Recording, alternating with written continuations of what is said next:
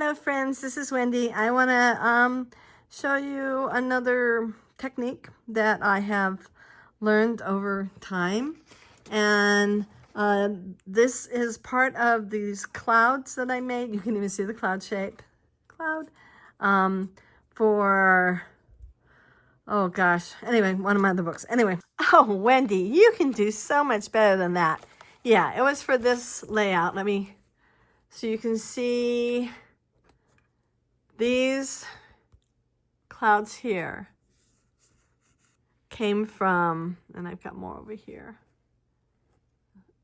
came from this technique that I'm going to show you. I want to do a similar technique, or, well, I'm hoping it'll end up being the exact same technique. But since I didn't make a video of it, I don't exactly remember how I did it. Isn't that terrible? So these videos actually help me out too. All right, so I am going to start with this. Okay, so if you can see, yeah, you can. I love this stamp. I have no idea where I got it from. I will pull it out. I think I got it on Amazon, but I'm honestly not sure. So the first thing I need to do is to flip this over so that the word clear is right here. I need to move these up a little bit.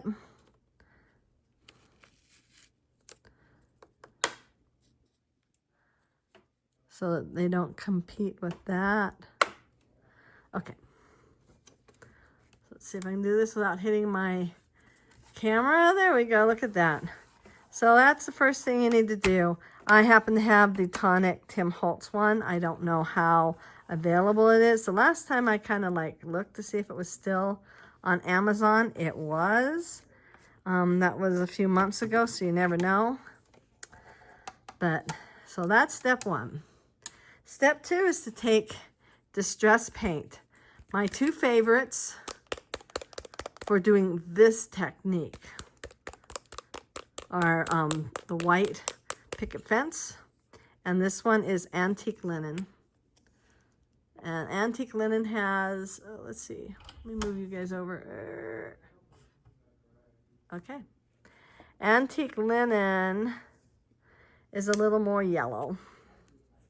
And it does have a ball in it, so you have to shake it up. Then a brayer. And this is a Tim Holtz brayer. Yep, it is. Yep, I am nothing but loyal to my designer, I guess. I don't know. I gotta tell you, when I first, I gotta turn this over. When I first heard that Tim was gonna stop designing future projects, I was very sad because I really do not have much interest in following anybody else. I have almost everything he has. I don't know if I will be buying anybody else's stuff in the future. Okay, so that's what you do. So you put it back in.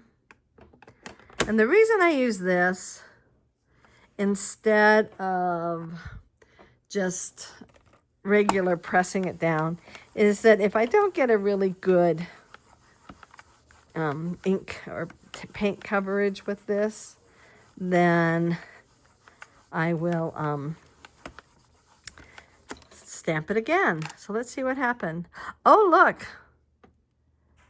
To be honest, I'm going to say that's good enough. Yeah, that's good enough. So we're done with that. I will clean this up. I decided I would grab a scrap. I think I showed you this in the last video, at least one of my last videos, right? Depending on when I finish editing them. Because that one's not even edited yet. Anyway, I decided to grab a scrap and play. So let's try this.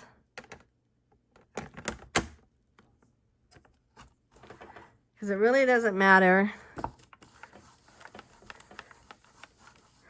whether I have already put ink on here or not. Especially since this is going to end up being a scrap for something else. So I like that. I'm going to see if I can get one more bit out of this. Probably need to get it to dry first.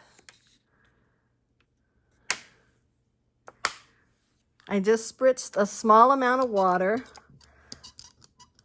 on the paint so I can get at least one more printing out of this. Actually, it's probably going to be my last printing. It is water reactive until it dries. Once it dries, it is dry. So, and it doesn't matter, again, this doesn't matter that it's going to overlap with the other stuff, because this is the other printing, I guess, because this is that is it. Okay. This is just scrap that I will eventually do something else with. All right, so I washed the paint off of everything.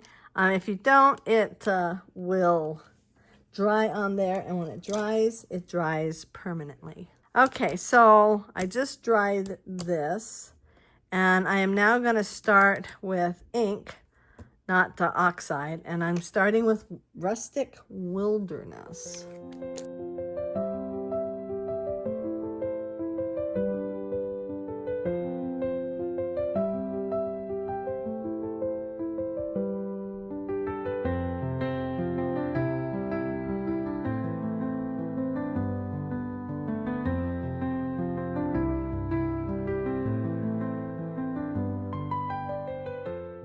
So I'm doing peeled paint next. This time, okay, so the first time I kind of dabbed it. This time I'm going to pull it through.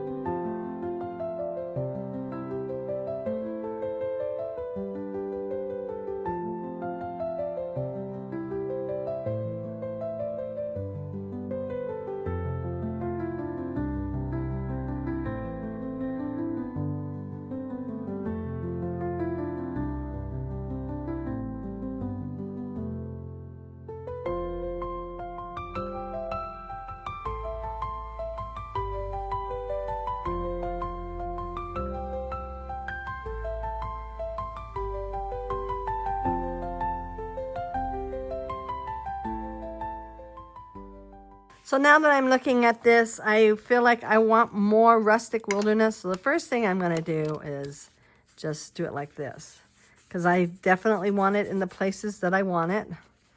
I definitely want it where it's all white. Okay. So that this turns out a little more green. And then I think I'm going to just spritz it with water.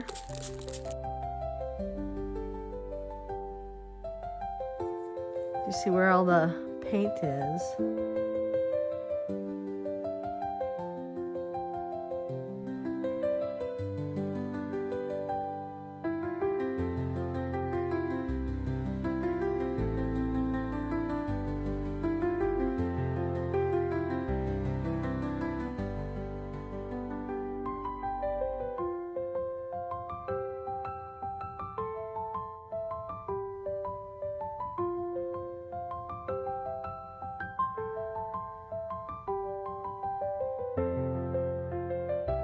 All right, so now I'm done. I'm going to cut leaves out of this. So the leaves have been cut, and I even cut them out of this cloud. You know, now I'm looking at this, I probably did some frayed burlap or something spray oxide spray on this one as well, which was a little different than what I just did. But gosh, you know, playing around with it. And so here's one of the leaves. You can see a little bit of the stamping there. Here's another leaf. Oh, I already glued it down. Okay. Here's another leaf. See how that looks so cute on there? And I also, so I cut out different leaves. I cut out some, like, you can even see it on, you can see the swirl on here. So I'm now going to put my photo down. I backed it with vellum because I didn't want to lose any of my trees, but I did want it to be a little more of a focal point. Backing it with something makes it a little more of a focal point. And I'm going to put it here, so I'm going to glue it down.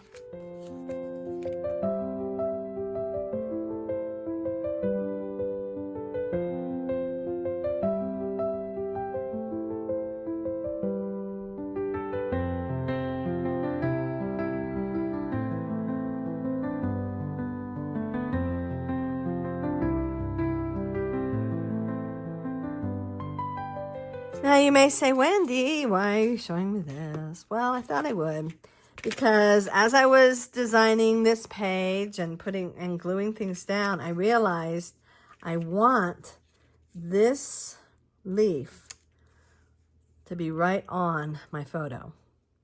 Well, I don't really want it to be right on my photo. I'd like it to be on my page protector. So I put this down just to show you kind of what I do.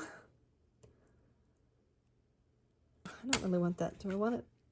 It's touching my photo. Okay, so I want it just on the page on the vellum. I like backing with vellum because, well, when I'm done, you'll see. But I like it because it still shows my artwork through, and yet it does give my photo a little more oomph, you know, kind of make it stand out a little better. I didn't want it to do that.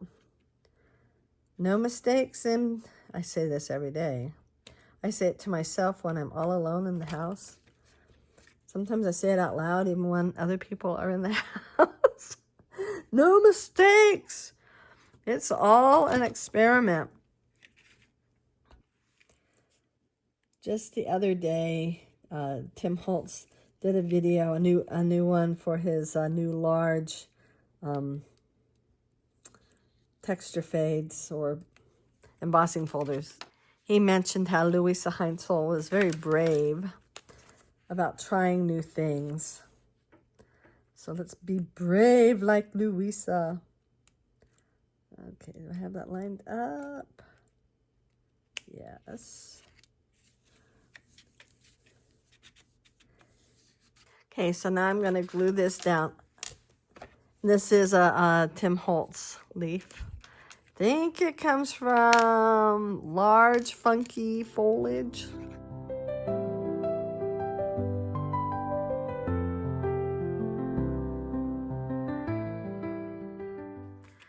So I came up with the title, which is like a sentence. I got this right off of Google. I put in and I said, what is the plot for this speeder bike? And I just replaced Ben's name for Luke and Leia. One other thing that I did is that this was some more of that white, you can see the texture on that white texture paper. It had already been it was one of those where it was in my drawer. I've already, picked up other inks and stuff with it. I just got it a little more brown. Well, actually, I probably got it a lot more brown. And then I used that Bubbles. Do you see that hidden Mickey right there? That one? So I used that same Bubbles one that I used on a previous page that I did. And, just to give it some interest. I'm glad I did it because these, I mean, I like this fine, but I just, having something else to contrast with that was really nice. And then I did, this is the only like scrapbooking paper that I pulled out of my stash, and I thought that color looked good with it. So just to give it a little more interest. So, but I'm going to do one more thing. My desk is an absolute mess and a disaster. So this is the beginning of this book. I'm saying goodbye to my cat. I know, you really don't care. We're doing our little drive, showing the map of the drive, putting some arrows to show that you gotta open here and here. So what this is, must be on the back. It is. So this piece of paper here was a 12 by 8 piece of paper that I glued onto, see, and it continues on, and it continues on. So if I turn this over, you can see that this is, let me get my ruler out. Sorry. This is 12 by 8. And then this white piece of paper here is 12 by 8. So now I'm going to, and this is kind of good because I don't do this, I don't do this type of a fold as often as I do the one that I'm just going to show you. But it does make an interesting fold. So now I have this, and I am going to attach it here, which will be my third 12 by 8. That photo of the future of Galaxy's Edge is going to go here. I'm definitely putting something over this so that it so the inking doesn't show through. But I didn't attach it first because I knew it would be easier to do this with just this piece of paper instead of having it already attached. So that's one of the advantages. I'm going to do what I like to do, and I'm going to ink this just right along here. Doesn't need a lot, just enough so I can definitely see what I'm doing. I've mentioned it before, but I have made critical errors, then gone off and huffed and puffed about it. I didn't really cry, I don't think. Oh, look. That didn't get in with its brothers and sisters. I'll just put that there and then I'll put it away. But if I don't, I have been known to go over or two less. I've even done some that are crooked. That was early in the beginning. I don't go crooked anymore. In fact, now that I do this, my line, I mean, it makes it Wendy proof, right? I mean, makes it a lot harder for me to mess up. So this is the red line tape. And when it's down, man, it is the strongest of all the tapes that I have. So it's really good for construction like this because, you know, you don't want your page to fall off. You know, you're looking at it and all of a sudden this whole piece falls right off. You don't want that to happen. That would be problematic.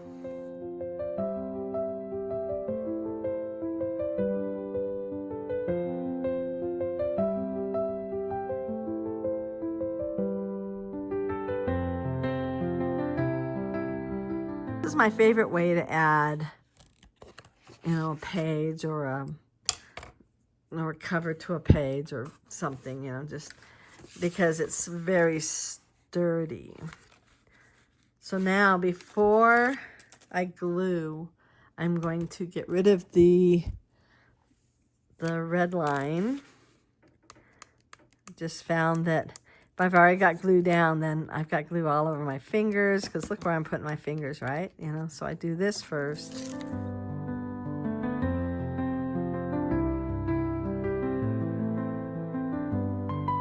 I like to not only put glue in the middle here, but as you can see, I didn't get it all the way to the edge. And so I can glue there too.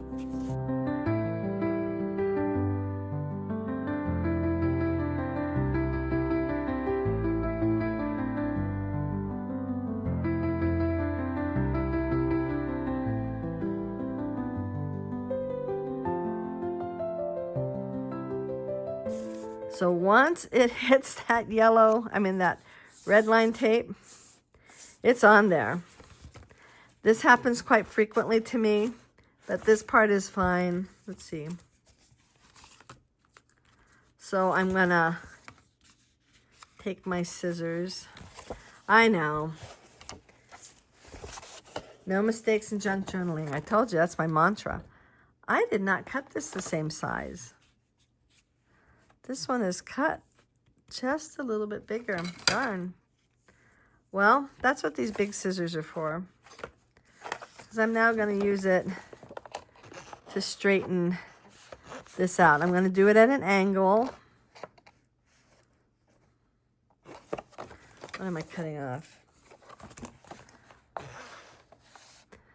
don't know if I want to go straight with it or if I'm just going to angle it out. I'm going to angle it out ever so slightly. That was kind of a big move, but let's see.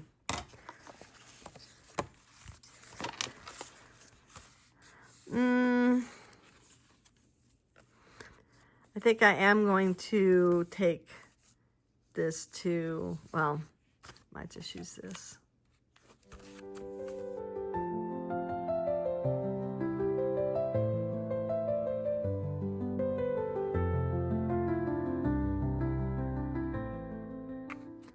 Just to show you that I am so not perfect.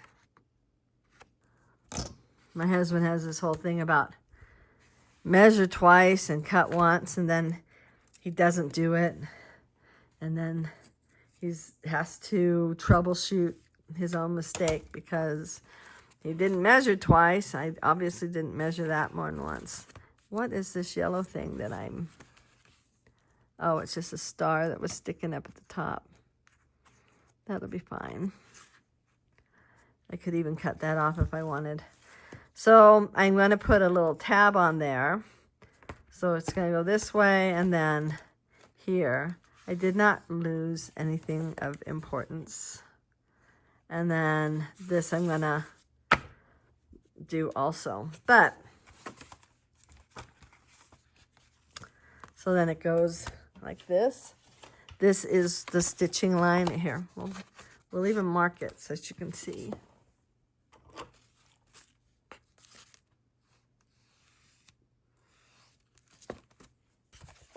So this is where the book will get stitched. And then we're going to add the other pages in. I mean, I'm not stitching it today, and I haven't fixed this yet. And this is going to go here. And I've got these ones sitting there. Yep.